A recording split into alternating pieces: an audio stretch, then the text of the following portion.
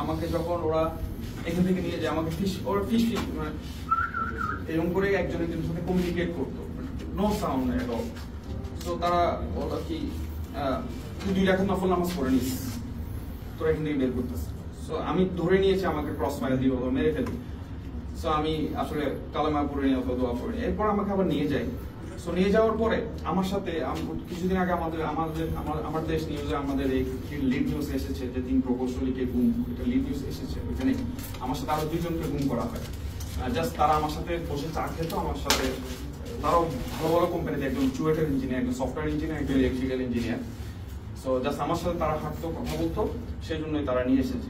So পরবর্তীতে আমাদেরকে যেই দিন প্রকাশ করা হবে মিডিয়ার সামনে, তার আগের দিন রাতে নারায়ণগঞ্জে একটা হোটেলের সামনে ওরা নিয়ে যায় গাড়ি করে। আমরা 3 জন এবং সাথে আরেকজন হুজুর, যাকে আরো 2 সপ্তাহ আগে গুম করে তারা রেখেছিল, র্যাব 11 সেল। তো ওইখান থেকে আমাদেরকে নিয়ে যায়। একটা ব্যক্তি, যে লোকটা গাড়িতে ড্রাইভারের পাশে ছিল, সে ওই সামনে গিয়ে এই ধর ধর জঙ্গি ধর বললো। তো জঙ্গিধর বললো, এখন মানুষ তাকায় আছে।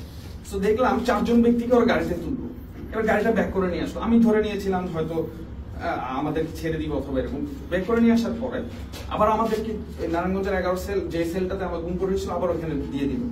পরের দিন সমস্ত মিডিয়ার সামনে আমাদেরকে এভাবে দাঁড় করিয়ে ক্যামেরাম্যানরা বললো, মিডিয়াম্যানরা বললো যে আপনারা হাঁটেন। হ্যাঁ, আমরা হাঁটলাম। হাঁটার পরে আবার যান, আবার আমাদেরকে ঢুকাই ফেলা হলো সেলে। পরের দিন আমাদেরকে জেলে দেওয়া হলো, জেলে নিয়ে যাওয়া হলো।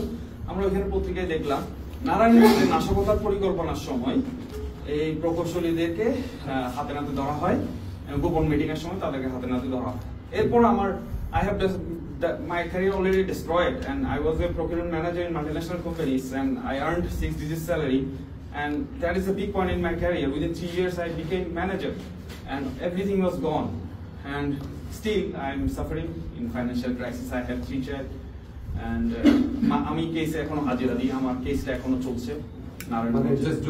জঙ্গি নাটক, ওই জঙ্গি মামলাটাই এখনো চলছে, আমি এখনো হাজিরা দিই, এখনো চলছে। জি, পাশাপাশি এখন ওইখানে লেখাটা আছে।